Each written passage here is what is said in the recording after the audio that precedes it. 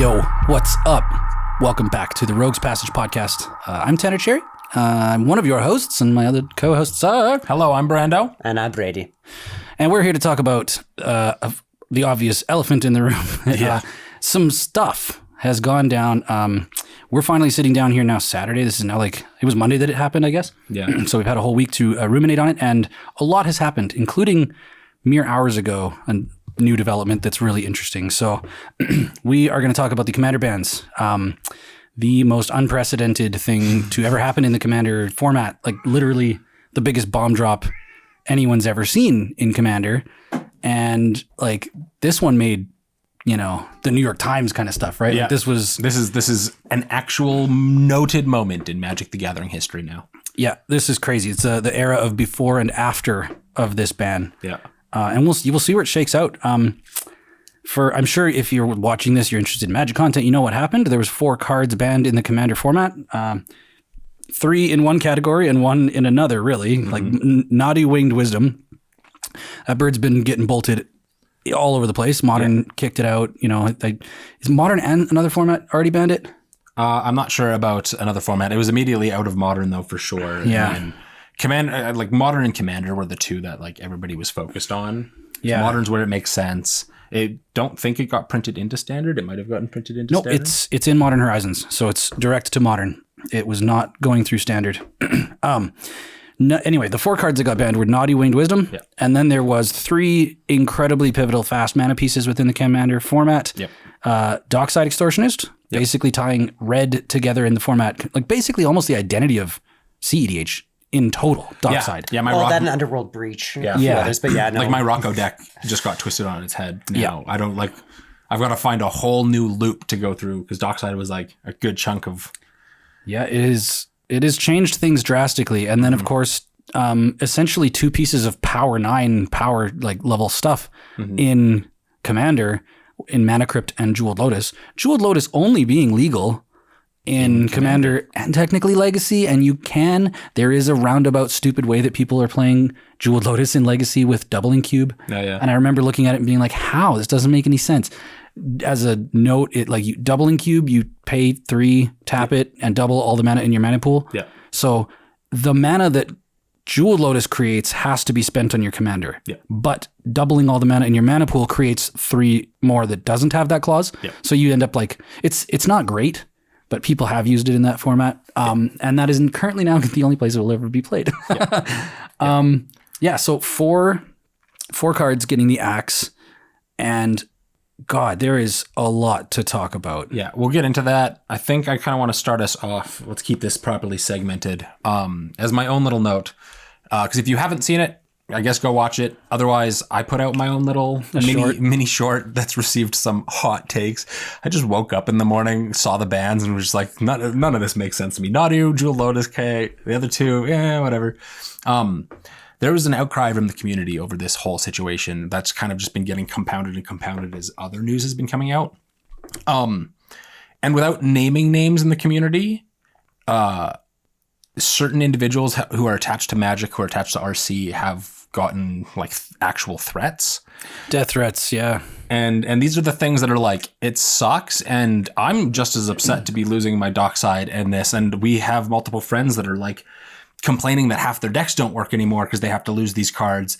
But as a community, we absolutely need to be better than throwing out threats or treating something that is a game first and foremost. If this was back in the days of Ante and being oh no, this is actual holy crap levels of you could lose a lot of stuff. Sure. But this is a game, and you shouldn't be investing in the stock market that is Magic cards. It's premium paper. If you want to invest, go invest in gold. Yeah, there's already enough. Yeah, this game already has enough issues that toxic players, you're going to find them everywhere. Mm-hmm. Doesn't matter what it is. We get it. It's obviously first and foremost for me a humanitarian issue or a human character issue. Yep. And at the end of the day, it's really showing when you have an invisible opponent out there and you can just say whatever the fuck you want, words do way more damage than you can possibly comprehend, especially if you're not on the receiving end of them. And when you have some of the most titular people, I think it was Olivia, receiving some of the worst brunt of it, that just really sucks, and it really shows for the whole of our community. Like Yeah, be better. yeah. Seriously, be better. It's funny that whole controversially, crazy threatening thing that was happening was what pushed Jim, one of the other members of the rules committee, I guess the head, Jim LePage, yeah, is what pushed him to actually tweet and say stuff in Discord, which actually maybe he should have kept his mouth shut. But he stood up to say like, hey, Olivia was actually the one person in the room that didn't support this. Yeah. She was saying that that's too many cards at once. And it's like, she basically had the most W take out of anybody on the rules committee. Yeah. And because I don't know why she was getting so much flack. She's like the nicest person ever. And like, it doesn't make it like, I hate to think the fact that it might be just like sweaty incels in their basement being like, oh, let's pick on the girl, right? Like, like we're firing our death threats at the female. I think part of it is that, and I think part of it is that Olivia exists as, not saying that any of the other names on the RC, but like me personally, I know Olivia, I know Jim LePage. I couldn't name anybody else specifically on that list right now. They have wanted it that way, apparently. No, and it's one of those things where just like realistically, Olivia's on a YouTube channel doing this, has been featured on basically other Magic shows that exist on YouTube. Like Olivia Commander at Home. Olivia is the name for like the community of Magic when it comes to like the online presence. Yeah, she's great. A lot of other people just don't have the notoriety or just don't show their faces or like... Well, with the exception, obviously, the professor and, Well, yeah, but the professor isn't like part of no, Wizards the actual of the Coast. Yeah, like, Olivia's not part of the RC. Olivia's the only like famous one, like very social media presenting. Yeah, no, that's the one on the rules attached to committee Wizards themselves. There's other people. There's other allies out there right now doing there. And so, yeah, just kind of... She was unfortunately like... Especially for being a female in this a somewhat male-dominated space... was just like target numero uno for that's who everybody knew. That's like... Yeah, I guess maybe that... Like comparing it to Apple, it's like nobody blames Mike Wozniak. Everybody blames Steve Jobs. Right. The funny thing is like this little box here on the table, I got one of the MagicCon Vegas Secret Lair in a box or Festival in a box, whatever things. This is for MagicCon Las Vegas, which is coming up very soon, I believe. Yep. And this whole thing that's happened, though I wrote down in there, is that some of them, people like Olivia, they were worried about whether they were going to have to hire a security detail. Yeah. Because of like threats and stuff they were getting, and they were worried that people were like, "Oh, I know where she's going to be," right? Like, it got wild, and we wanted to start this off by saying like, literally go F yourself if you were one of those people. Like I don't mind saying like grow up. Like you need to like be better. Like the death threats and all of that crap. Like this is a big moment that happened, but man, come on. Yeah. Like let's all be adults in the room here. We're playing some of the most complicated games in the world, you know? Like let the sweat just stay there. To agree on a softer note. Because that was a little blunt. Sorry. Let the anger flow, but keep the anger contained. If you're salty and you're mad, don't threaten people. Be better. Be the bigger person. Bring that salt to your next game and say, guys, I want to yourself. I want to take out my frustrations. So here I'm playing Zur the Enchanter. Yeah, take it out on your play group. So these cards are banned. Obviously, there's people that have kind of run the numbers. I think Josh Lee Kwai even went on record saying that it was north of like $150 million of value. Yeah.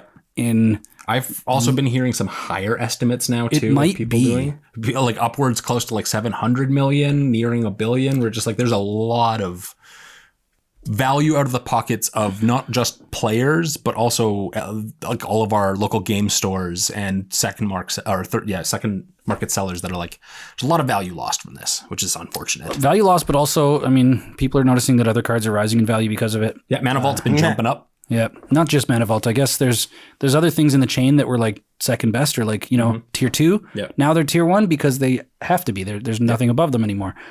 There's some of the Moxes and stuff that are going to be going up in price because of like Mana Crypt and Jeweled Lotus being 0 mana positive rocks. Ooh, I wonder how much Lotus Petal is going to jump. Lotus Petal was already expensive, but yeah, it's mana positive. It costs nothing to put on the board and adds 1 mana. Mm-hmm. So for like a lot of CEDH players, like all the, one of the lines or one of the loops is as long as I can draw my deck, all the pieces are in there to dump onto the board and continue the loop and then continue the thing and then execute the win. Yep. So losing Mana Crypt and Jeweled Lotus were big pieces for making those happen. And ultimately, like I guess what I would like to talk about is if you take all the financial everything else aside, I think everybody that is like intimately involved with Magic sort of agrees that the format's going to be better now. Right? Like it's actually a little more balanced now. I kind of agree, but I'll get more onto that. Let's go into our first hard like title topic here, and we'll get you to start us off here. Your take on the bans. What take on the bans? The cards themselves and what you think overall. Well, frankly, I'm not too affected by it personally. I really believe that if you adhere to your own Rule Zero or just like proper sportsmanship, you won't ever have a problem with this game on average. You can literally find and negotiate and play the game in any way they want, provided that you're obviously, hopefully, playing the game accurately. So when the bans came out, I was kind of like, I was kind of like miffed, sorry. But at the same time, I'm like, with the amount of times that I think when people want to, on baseline, play casually and actually play casually, and they're seeing the Turn 1 Soul Ring into an Arcane Signet into whatever else. That's obviously not casual. And it does get a bit jarring when it's being like, it's the nail being hammered over and over and over again. So if it's going to balance out, it'll be fun for everyone. At the same time, I'll still try to keep bending the game to my own will. Right? Yeah, that's the name of the game. Yeah. Aside from that, though, like definitely seeing how people reacted to it, I don't at all, as a victim of bullying for the majority of my life. Would you believe it? I'm fabulous, right? Easy target over here. And I can't at all adhere to that. I can't respect it. So yeah, sure. It was a bunch of grown children having their toys taken away from them, but not really, actually. So aside from that, I think other than, I think it was the release date of the Mana Crypts. Yeah. Because there's a bit of conjecture as to why this is unfair and how it's happening all about. We'll get more into that too. We'll get Brandon. Well, actually, he knows more about it than I do. But aside from that, when I heard about that, I was really pissed. Someone who has starved for his cards, genuinely starved for my cardboard. Crack. Starved for the crack. Literally. I definitely am affected in a lot of ways, other than the fact that I think I lucked out. I dodged a bullet by not actually, like, the Jeweled Lotus was given to me. It was a Christmas gift. Yeah. And the Mana Crypt, thankfully, I had two very large payments to, but yeah, still, like there was leniency on that part, but still, like when you're living as a chef here in Calgary, you're living paycheck to paycheck, you're making serious compromises towards your actual health, and you see how everyone else is reacting, and I'm like, at least I'm not like that. Yeah. Sure, I'm starving myself, but I'm not bullying people online. So that's pretty much where I'm. Fair. If you had to do W or L as your take for the whole thing, I think otherwise it'll be good for the community. W? Yeah, I think it's a win. At the same time, it doesn't affect me. Literally does not affect me. Yeah, I'm going to play Mana Crypt when context people at the same table want to play Mana Crypt. Yeah. Whoop-de-doo. I'm going to have to control my own expectations. Oh, I always want to play Mana Crypt? No. Learn to manage your own expectations, people. Yeah. Yeah. So. What about you, Brando? I sit kind of weirdly in the middle on this. I personally think it's kind of an L. And our short that we recently put out, some people agree with me, some people really don't. I think it extends into a bigger problem. One of the things that Jim LePage also said, and I think the Discord, was he was talking about, like, he mentioned that these bans didn't actually have any reflection off of, like, the CEDH sphere. Yeah, they were targeting casual play environment, not tournament play environment. Which leads into something else that we'll kind of get to in a moment here, of a potential split of the formats, CEDH and Commander, which I'm all for. To see Dockside, and Dockside is the one that really caught me off guard. Jeweled Lotus, I'm fine with going. It sucks because it was a Commander and now kind of, Legacy. Yeah, it's Legacy only card now. It was never that good to begin with. The amount of time somebody casted a Jeweled Lotus and then somebody exiled it, like Path to Exile, their commander right after, like, it was useful. It was kind of a mid card to begin with that just got abused in competitive settings. Mana Crypt does suck.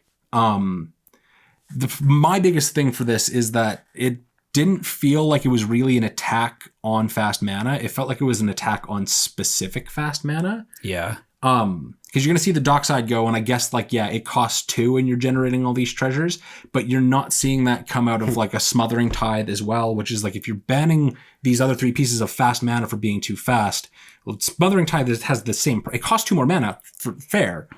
it kind of has the same problem though. I have a hot take actually. This just jumped in my mind here. What if it's mommy and daddy just punishing the children for not playing with their toys very correctly? I mean, maybe that's After you're done here, because there was something that happened before all of this that I brought up to these guys as well. Yeah. There's a lot that's happened, and I'm glad we kind of waited because we can talk about it all in one episode. Yeah. Realistically, though, I think that it is better for the overall sense of the game, but I do kind of have to give the overall decision an L. Yeah, they did it poorly. Very poorly. They did it poorly. They should have done. I agree with 100%. They should have done one of the Nadu and then one of them, and then led into the others, depending on how things kind of played out. But more importantly, it's like, even if you're not playing this game competitively, if you are just playing this game casually, there's nothing wrong with fast games or fast mana, as long as you're incentivizing other cards that can facilitate dealing with that. My biggest issue is that you have stacks pieces and you have other cards that legitimately never get seen in a healthy light. Things like a Winter's Orb. Drannith Magistrate. Hey, I love that card. Drannith Magistrate. I love that one too. How many times have you ever played them though? And everybody at the table said, "Yay, this is my favorite game ever." I'm gonna die on this hill, but all the time. Yeah. I believe you. And I'm not saying necessarily ban those cards, but it hurts specifically in the casual setting that we're going to get rid of fast mana or like these pieces that can be abused but aren't always abused, and then leave facets of the game that legitimately create a more toxic and salt-inducing atmosphere completely alone. Like balance it by ban your Dockside, ban your Mana Crypt, ban your Jeweled Lotus all in one go. But let's see some of those heavy pieces that are on the opposite end of that turn. I want an hour to 2 hour long game. I can't have that shorter than an hour because I don't got my fast mana. That's fine. I don't want my 6 hour long game, please. That's no. Man, you got some patient friends if they'll sit at a table with you for 6 hours. The game's not Risk. Well, I mean, my old Ob Nixilis deck, the mono black field wipe tribal. Yeah. Those were long games. And that's why he doesn't get played anymore.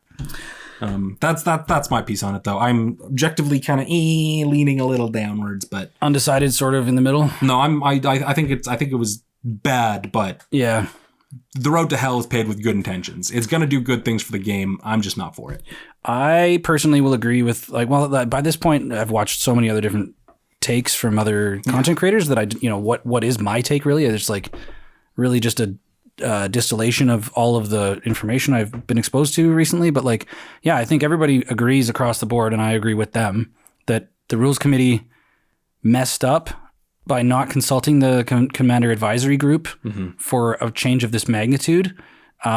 Their reasoning, they stated, was because they didn't want the information to leak. Yeah. But if you're not going to consult your advisory group, which the entire point that it exists is to consult the people who are there to help you make big decisions in regards to what it would do to the community and how you the rules committee went into total meltdown. And after this whole thing, and Josh Lee Kwai, the Game Nights, what's the podcast called? Command Zone. Yeah. Josh Lee Kwai quit immediately because it was just this is absolute, he didn't provide a reason, but it's obvious that he walked away because he was I don't want my name tied to this if it's going to be like that. Yeah. So they screwed up really bad on the execution.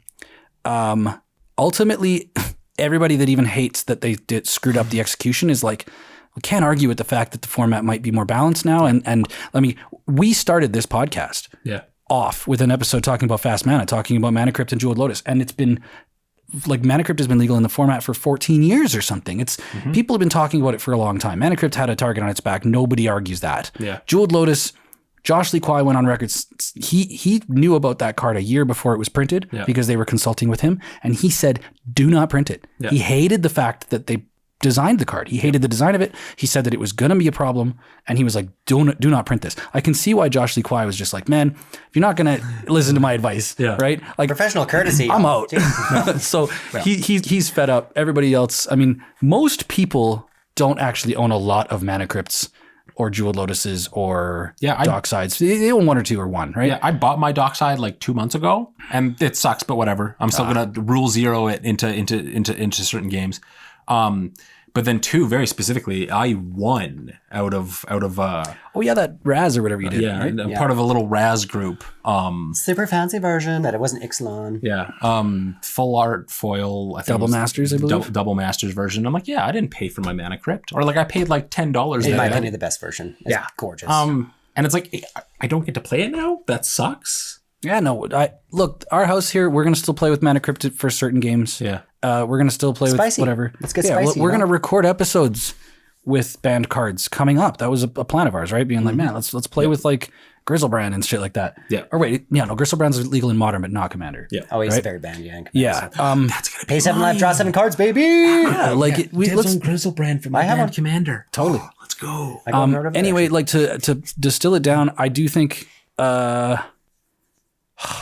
I think I'm leaning more towards being like, I don't know, maybe in the middle. It's hard to really ascribe like I do think that a lot of things that people have to work around with those cards being legal, the fact that there's too much Rule Zero conversation about them, and like removing them is probably just objectively the right idea. Yeah. It uncomplicates Which the is just entire like, format. oh, well, they suck at communicating. Just take it away. Yeah. Yeah. Take the toys away. There's been a few different content creators to say almost this exact same line, and it's the one point that I do agree with, which is why I'm kind of like, is it facilitates better creativity in the game, and who can be mad at that? Tanner did actually have a point about how some CDH players are now absolutely over the moon because this is now open water. This is completely new terrain. We get to experience things without 3 of the fundamental cards in all of the meta. So This is a for big competitive Commander. This is a big shift for a lot of people, especially CDH. And for myself, I will probably still play with my rocks, especially with my Ronya Brew. I'm not going to cut Mana Crypt. I don't care. I'm playing mono red. I'll do what I can. Like Rule Zero at the end of the day, whatever. And that's actually the biggest point to take away from this is in the wake of these bans and anything else on the ban list, Rule Zero discussion is first and foremost. If you want to play with these cards, but talk to your playgroup about it.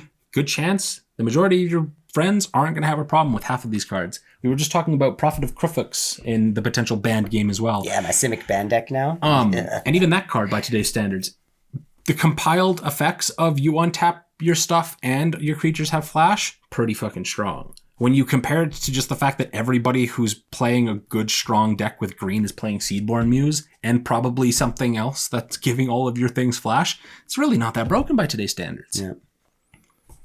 Yeah, I mean, Rule Zero is still a thing. You guys can, like, everybody can figure out what they're comfortable with. CEDH can't.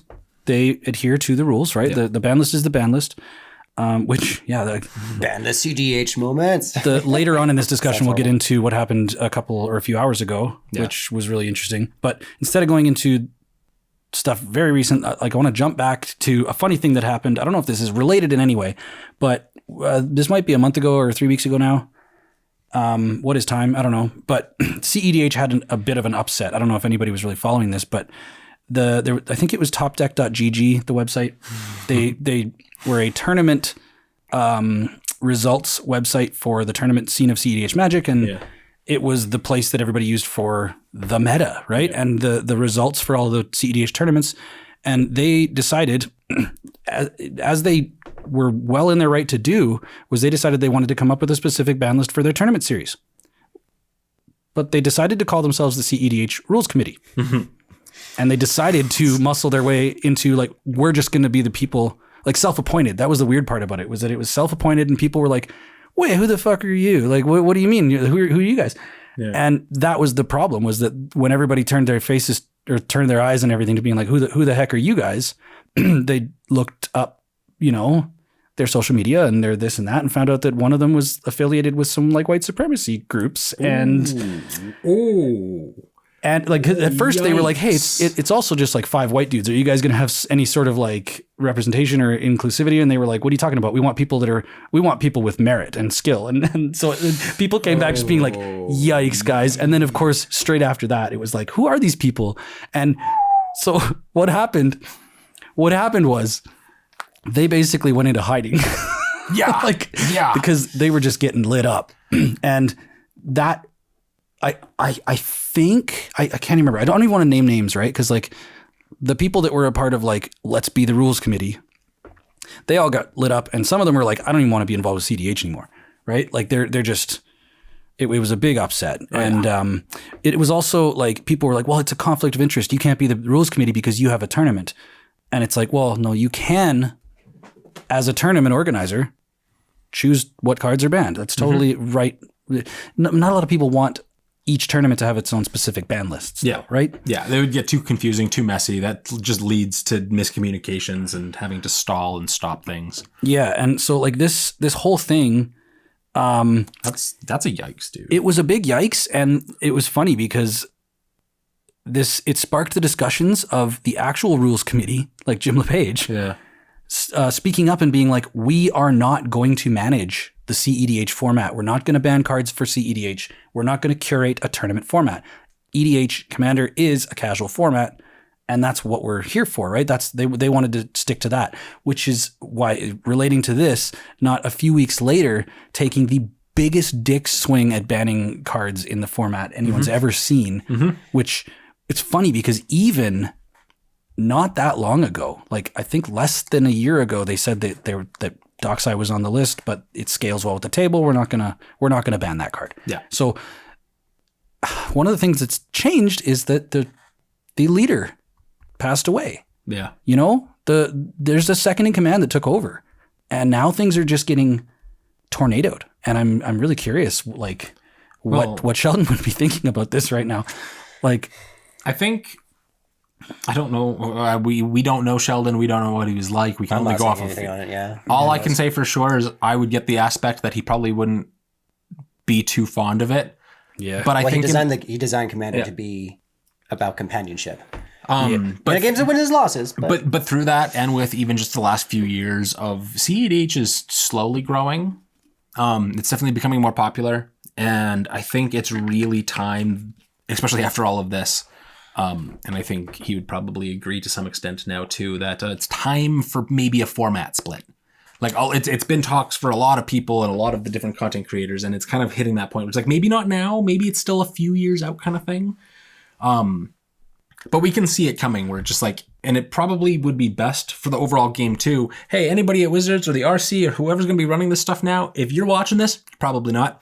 Think about it though. It's a different ban list for the two different formats, but you get to do exactly what you were trying to do with these bans in Casual Commander. There's a whole list of cards that people have never liked in Casual Commander that you can all of a sudden add to that ban list to make the game more fair, more playable, more fun, more community-oriented, while leaving everything else that isn't that right for the picking in CEDH. Yeah, so you mentioned it there in passing, but I guess we'll just bring it up. A few hours ago, we got the announcement from from Wizards that they're actually, the rules committee is passing off the ban list curation to Wizards of the Coast. Yep. They're throwing in the towel, essentially. They're like, this is too and I mean, I understand what they just went through for no salary. Yeah. Like they do this thanklessly as a volunteer thing. It's a not-for-profit, right? Yeah.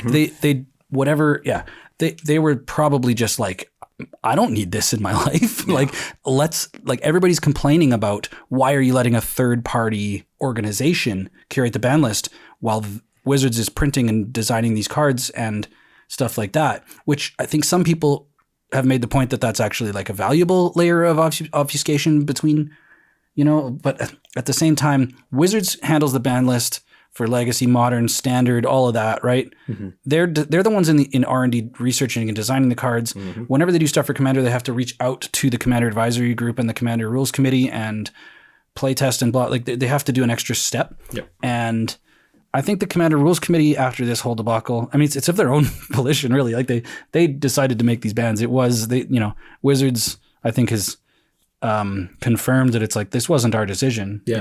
Like this was the rules committee that wanted to do this. Yeah. And there's two points to that specifically where part of, I have read the article. I can't quote it verbatim right here. They did talk about like, it's probably not just going to be a full crossover of just like, whoops, Wizards of the Coast is now in charge of all of it. It's that there's going to be a sort of merging of sorts. It's likely still going to be like its own It's likely to be its own little segmented part of Wizards of the Coast that's going to basically take over for the rules committee. It's probably not just going to be the corporate line of just like, oh, we're printing Dockside 2 now. Ho ho! Oh no, we're banning it on release so that y'all chase it. Like, it's probably not going to be that stuff. It'll be similar to like tournament play. Yeah. They ended up hiring William Huey Jensen, right? He was like a pro player that was very decorated and like the sweetest, nicest guy. He ended up working his way into the building, and now he is the one that curates the Pro Tour and like design, and he manages making sure that cards are not too powerful or whatever, that, you know, because making a Hogak and printing it or an Oko or whatever, it really, and a Nadu, it severely damages a format. And when you make a card that's like all of a sudden a tournament is like, you know, a 70% win rate on a certain deck, and it's 35, 40, 50% of the field is bringing one deck, it's not a good look for your format. So Huey Jensen is now in working at Wizards of the Coast to make sure that cards don't come out like that. But I mean, that kind of comes down to the card designers. Like, maybe some of them should lean a little less on the Adderall. Yeah. I don't know. Like, there's at a certain point, like when you are creating these concepts, and as an amateur card creator, I really want cards to be fair and balanced. You see some of these ridiculous custom cards out there that are just cringy, you know, very, very cringy. Whereas a lot of my wording comes from direct abilities. I really like to mash things together to see where I can take them, blah, blah, blah.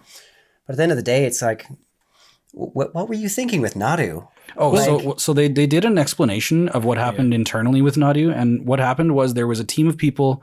They bring in their contractors. They'll reach out to content creators and pro players, and they'll ask them to come in and play test cards and give their opinion. And they said that Nadu was too powerful, but it was a completely different card. It was all of your creatures flash. It was basically going to be like a mini Dictative Crufix. Yeah, it was like a Dictative Crufix. And they said that this, you know, a card like this has been banned in the past, and I don't think it's good for the format. So they basically gave a thumbs down to the design, and that was the testing and the play testing. And then they changed all the words on Nadu and didn't do another round of testing on it. They changed it and shipped it.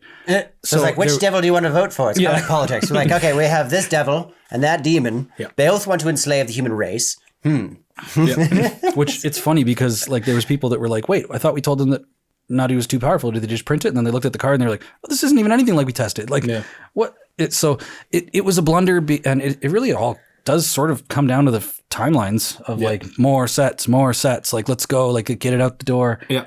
Gotta take your time on that stuff. And that's kind of a very strong mini segue into something that's very important, that's been part of some of the discussion over these bans and this whole situation specifically, is piece by piece, we got the bans and everybody was either upset or happy. A lot of upset. Then we got information from Jim LePage about like how things were being structured. And one of the big things that came out for that is them talking about how the Rules Committee and Wizards of the Coast had been in talks for the better part of over a year or something over this, which led into a huge uproar of people getting even angrier, because then it influences the crossover of like Ixalan and this box specifically. The timing seems real toxic. Where you have product that's being pushed out to shelves and chase cards of Mana Crypts and Jeweled Lotuses. Yeah, and Mana Crypt was in Lost Caverns of Ixalan with 9 special. Yeah. There are people out there who literally maxed out their collection with, I got all the Mana Crypts. Good for you, by the way. Now, those Mana Crypts, like the colorful ones, are thousands of dollars, I think, right? Yeah. Some of them. Yeah, like, and then of course Jeweled Lotus was on the box art for Commander Masters. Yeah, and so we had this kind of like, these boxes were being sold and specifically marketed. You can still look on the Wizards website right now of them upticking for the whole Ixalan set of just like, guess what you're gonna find in here? It's promoting it, promoting the Mana Crypt. Yeah.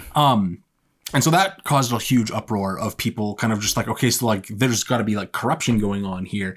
And Josh Lee Kwai recently just said it on their talk of the bans and stuff. And there's been other people out of Wizards community and just group of individuals that have kind of like tweeted out similar things that really add context to that I think is important for people to know, is that for probably half a year to even a year ahead of time before that marketing was done, before the Rules Committee and Wizards of the Coast was talking about these potential bans, these cards had already been printed and basically getting ready to be cut, shipped, boxed, all that stuff. Stockpiled in warehouses. like, who knows how far along that process was, but it was definitely going to be far past the point where, we're just going to like take everything that we have done so far and erase it on something that might still not happen. So there's a huge portion of just like, it's sketchy at best when it comes to the practices of Wizards of the Coast and the rules committee for how this kind of overlapped, but that really take to heart that there probably was not the maliciousness that people expect, especially when it comes to you put the name corporate in front of anything and nobody trusts it. This is more than likely just really bad timing and not, oops, we're going to swindle people out of their money. Except this box provides some insight that we hope it's not a coincidence, but for them to put a secret layer together like this, to have the art commissioned, the whole Mystery Booster 2 thing, and like they announced this months ago. This festival in a box comes with a bunch of cool like secret layer versions of cards, chibi versions, blah blah blah. That, like one of the weirdest ponders I've ever seen in my life. Love it. But it also comes with some collector booster packs, specifically some Lost Caverns of Ixalan collector booster pack and Commander Masters, which I'm hoping it's not a coincidence that they realized that they were going to be sitting on a lot of stock that wouldn't sell or be less valued, so they shoved it into this product to get it all out the door. It's kind of like, it sort of makes it look like Wizards knew that they were going to, let's get these out of here. Well, they can't, like, especially if you want to try to predict the rock that you're throwing into the winds of the hurricane, like the butterfly effect of it all. You're still a very, very successful corporation that knows what it's doing on an international level. And you have one of the world's most complicated games being dictated by fumbling, weak-armed children. Like, what do you expect? Like, it comes down to disembodied death threats. Like, man, like, none of these people would ever say this to anyone's face, right? Yeah. That's just cardboard at the end of the day, But that's what corporate greed.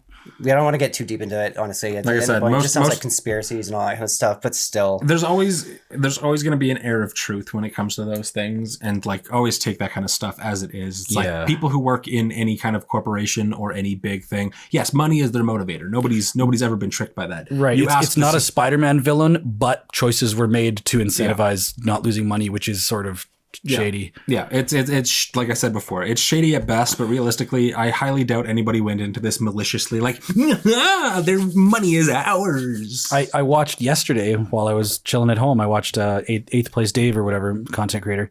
He opened his on stream or whatever on a YouTube video.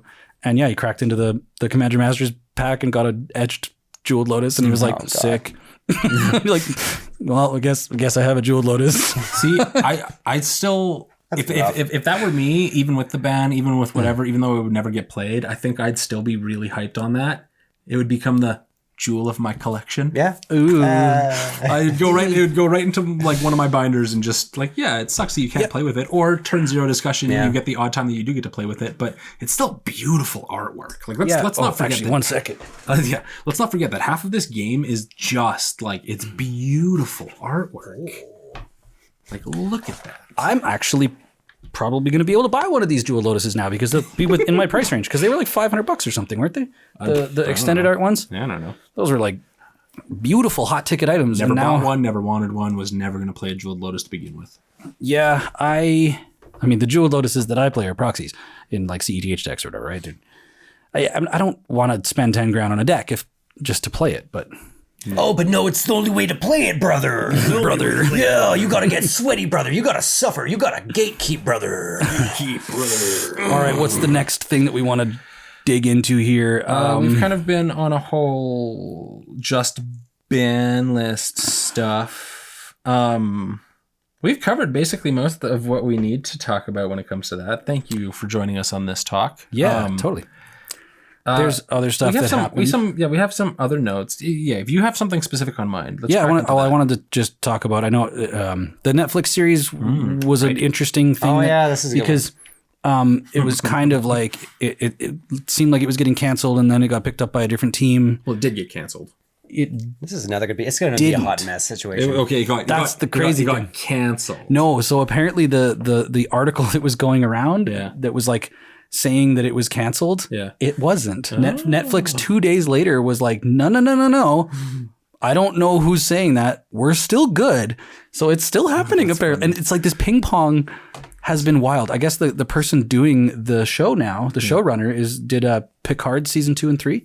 So they have worked in the past with a very savagely intense fandom that doesn't want you to screw up their source material and done well with it, right? So, I guess the Netflix series still happening, and I'm happy about that. I mean, I'm excited, but at the same time, like, I'm worried. I'm still hesitant too, and I don't want to like put anything negative against Netflix themselves, but I will take the example from HBO. Screw you, HBO. I don't care. I don't care if we're never getting sponsored by you. You ruin shows and you ruin people's creativity, and I stop it. Let them make the decision. I've had like 4 different shows get picked up by HBO that I love. I'm not going to name them. I don't want to. And it immediately comes out of the woodwork after these shows have all gotten canceled after the fact that, as soon as we got acquired by HBO, they basically came in and said, it's like sweeping list of changes, have to, or you're just canceled anyways. Yep. And it's like, that's it. That's it. Happened right now even to Amazon Prime. Yeah. Like and it's peripheral, things like that. Yeah. Yes. They're done. Stop doing that, studios. You don't know what's best. The people who are trying to create these things because they're passionate about it do.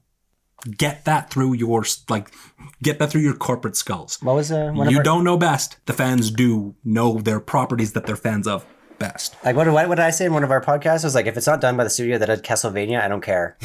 Like that's what I expect. That is the quality that I'm expecting from a game that I've devoted my soul to. God, that show was so cool. That, or hopefully to some extent, what's the League of Legends show? Arcane. Mm-hmm. I haven't the watched quality of that it, show but is literally untouchable. Mm-hmm. Most people were like, oh, whatever, but like, no, the show, like, oh, God. That's good to know that it's still on, still going. I'm very curious to see where the Netflix series. I'm expecting a Last Airbender moment. That's where my money. I'm going to be a cynical bastard about this. You mean like the live action movie? Yeah, I'm expecting some Shyamalan moment. So it is an animated series, and so far with the we're doing it again. There's Ajani and Chandra, I believe, are in the art, the key art for it. So. It was supposed to be about Gideon, but that was when the Russo brothers were doing their story with it. And they a lot of people were like, dude, Gideon's dead. Like, come on, let's. You know what? I'm okay with this. That already bothers me. I would love, I think one of the most endearing storylines, period, in Magic is Ajani and Elspeth's connections to each other. That's actually really There is cool, so much writing. Like, there's so much writing involved in all of that and their interactions with each other, overcoming everything that they did with each other. Like, there's so much timeline that I think is more appropriate to that, because Elspeth, I think, is one of the shining stars of the entire story. I think realistically, unless they're going way, way, way back kind of thing, which I don't think they're going to do, it's probably going to be a new, fresh story or something that's loosely tied to or somewhat attached to like current lore for the thing. I just don't see them going back to like if Gideon's not in it anymore because he's dead. It's like, cool. Are they jumping off right after that? There's a lot of context. I'm surprised they're not just going right into the Thran. Like, honestly, just J. Robert King already kind of gave you the groundwork for it. Let's just jump right into Yawgmoth accomplishing everything that you did. Make it dark and visceral and horrible. And maybe that will be it. It really depends on what we're going to go for, because there's so many different directions this can go for. I'm going to take. Let's take some bets here. Let's jot this. All right, let's jot this down. I think, for better or for worse, this is going to be something akin to like He-Man, She-Ra. It's a villain of the week. Here's your big bad foiling their plan. I think it's going to be maybe a little bit more serious, but I think it's going to be something cartoonish and hokey. If they do, in a good way, I wouldn't be upset with that. I would assume that they're going to aim for a teenage demographic. This is my prediction. Teenage demographic, but obviously, like I'm a 30-year-old millennial. I'm still watching anime. That doesn't matter to me. I'd be watching it anyways, even if it was designed for 12-year-olds. I love this game that much. Looking at you, Redwall playing. Especially with Boombro right now. You're getting my heart, the child. Okay. But either way, I'm going to predict that it's meant for kids, and they're going to do at least, like classic, because you just mentioned She-Ra. If they do anything like with the recent She-Ra that just came out, is honestly one of my favorite cartoons ever. Right. And it's like they're written in such creative ways where it's just like, even though the story progresses without the story progressing in a way, where it's just like everything feels like there's consequences. It's still there. There's consequences to the actions of each episode. Yeah. But there's also kind of not. And that's some of the best writing I think you can have for something that potentially is aimed for teens. I think my prediction for it is that I think it's going to be gorgeous. I think it's going to be animated like really well. I think that they're probably going to get a really incredible team on that. And I think that might carry the weight of potentially having a little bit of bad story here and there. I mean, the story itself is classically kind of filled with holes, so you can't really fuck up. At the end of the day, it's just how you fuck up putting it on screen, I think. I do think that if they know what they're doing, they should make it relatable to children. Yeah. Because every other card game and massive IP has benefited so much from having some sort of like TV show for children, like Yu-Gi-Oh, Pokemon, everything in that realm. I think that they won't. I think it'll be more adult. So I'll say my prediction is it'll be adult, but shouldn't be. Like a maybe slightly toned down, kind of like Archer, or maybe a step up from The Simpsons kind of thing. No, I think it's probably going to be dark. I think it's going to be dark. I think it'll be emotional and aggressive, and I think that they should probably make it more better for kids. On that, the magic is in of itself outside of planes like New Capenna, swords and magic. Yeah, almost guaranteeably. Yeah. So I'm assuming, like that's why I was making my predictions. Like if it could just be done by the studio that did Castlevania, like please, like that's almost what I'm like. That's what I want. That's what it sounds like. I'm still reeling from the fact I'll never recover from the fact until they release it. That I guess Fox Studios, before they got acquired by Disney, they commissioned an animated series based on the Alien vs. Predator novels, the first novel, and like leading into the second. Yeah. And they commissioned it, they animated it, they voice acted it, they edited it, they fucking completed it, and they put it on the shelf, and it's been sitting there for like 10 years. I think it's probably 5 years or something. But yeah, one of the people that like they kind of leaked it, like, yeah, we made this thing, and it's all about what's her name from the first novel? I know you're talking about. Yeah, they tried to replicate that story with the first Alien versus Predator. Oh, it was so bad. The only thing they did there was have the Predator marker forehead. That was it. Yeah, that was the only thing they really. But anyway, like I guess they've recreated in an anime, like straight up Japanese anime style, the entire first novel. And they won't release it, and I don't know why. And I'm hoping that means it'll just come out in the shadows sometime in the future. The wealthy elites get to enjoy all that stuff that people have sworn to secret and watching. Ugh. Do we want to bring this to a close and keep it somewhat short, or is there anything else? There's only one more note that I had on here that I would like to add. I guess it's a nice little closing statement about the whole band things. Josh Lee Kwai, the Command Zone, he did a poll on Twitter that asked, do you think this is a good thing or a bad thing? Pretty vague, but like L or W. And 20,000 people voted, and it was 50.1 to 49.9. It would the community is so like, you can't please everyone because there's literally half on one side and half on the other. It was going to be a shit show no matter what they did. Yeah. I think we could maybe one last thing at the very least that I want to say, just because I want to throw the hype out there, because we were just talking about the Netflix animated series potentially still coming to Netflix near you, in your own home. One of my favorite artists, and we've gone on rants before this in the past, Junji Ito. Yeah, it just came out. I'm listening. One of his most prolific and popular works, Uzumaki, has been... Excuse you. Yeah. Has been animated and is... it looks phenomenal. It looks phenomenal. From what I see, I think they're leaving it fully in black and white because Uzumaki as a tale involves purely around the whole... Uzumaki means spirals. It's the entire identity of the word, and that story written by Junji Ito is about spirals. The spirals you find in nature, how it's a shape that you can't escape from. No matter where you go, you'll find... And what happens when they take control. Yeah. If you haven't read it, go read it. If you haven't watched other things that Junji Ito has had animated, go watch those and keep your eyes out for that, because one of my favorite stories, and it's coming soon, and it's gonna be cool. It's gonna be cool. Really cool. I'm excited. I don't know a lot about Junji Ito, but from what I've seen through the Magic Secret Lair stuff. Junji Ito, I guess this is a bad comparison, and some people are probably going to get mad at me for it. He's the Stephen King of manga. Is he a writer or just an illustrator? I would say I wouldn't disagree. A little bit of both. Yeah, he's definitely the main illustrator, but when it comes to a lot of mangaka, it's really dependent. A lot of them write, a lot of them do art, and then once it starts hitting notoriety, they start bringing on other talent to kind of fill in the gaps of just like, I'm going to write the story this month, you do all of the artwork, or I'm going to do all the artwork this month, you write the story. Yeah, Uzumaki's his baby though. Yeah. Oh, so I if you're done with that, I put a thing in here, prime number commander. In the last podcast, I wasn't here, but you were like so mad about that prime number commander. Yeah. And funny. I feel like I just wanted to like, I want to say this because I think you'll enjoy the card more and not be like, you have to do zero math with that card. There's literally no math to be done. Every number that matters is printed on the card. You never have to do any math. That's not entirely true. Well, unless you have more than 30 something lands in your deck. Because if you go to Scryfall, and you look it up, Scryfall has the full listing of all prime numbers for like that functional text box.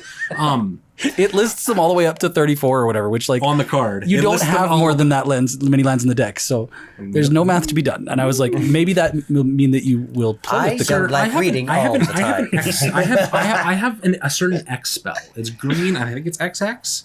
Don't know the name of it right now. You can potentially search it up. It's pay X to create that many forest dryad creature tokens, which are lands. Which means I'm sorry though, I can potentially have 1,037. Okay, well, lands. So it's up to you whether you want to do math. Well, yeah, but Yeah,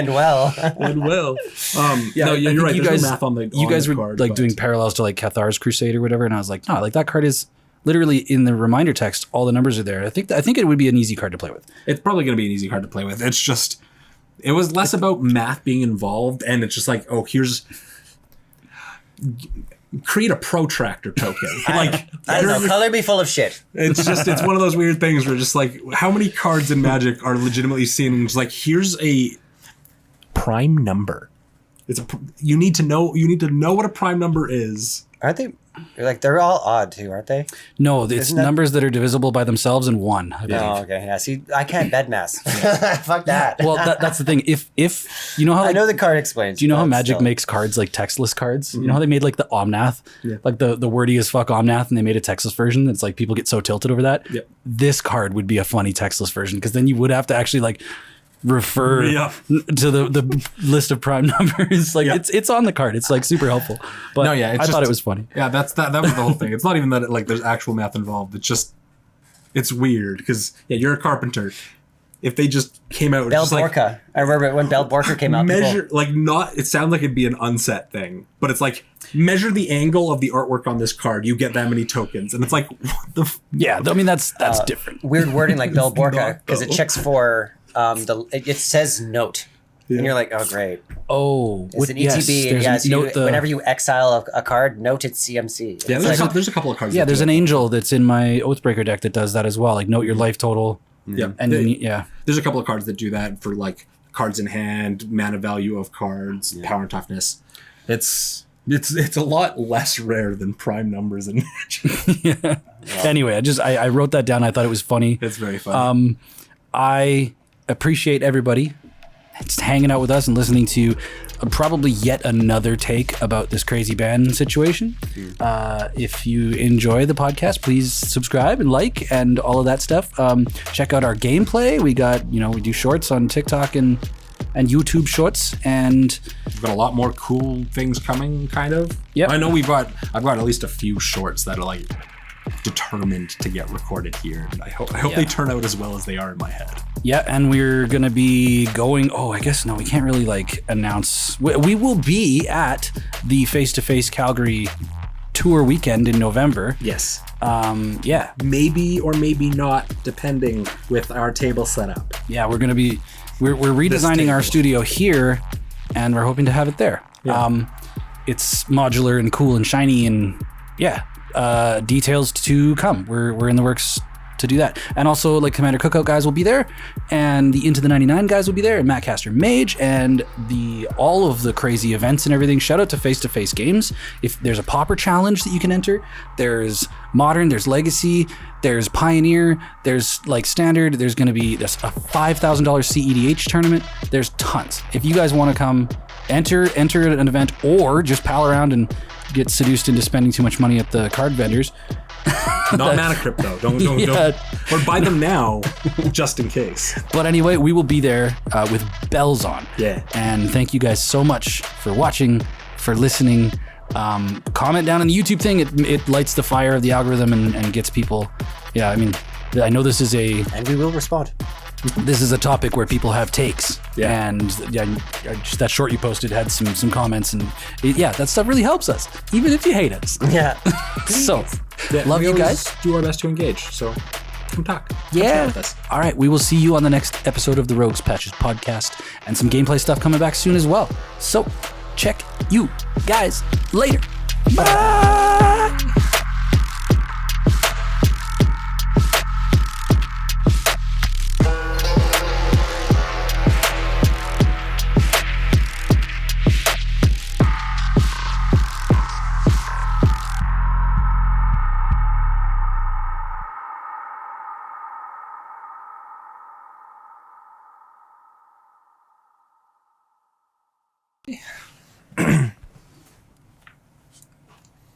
And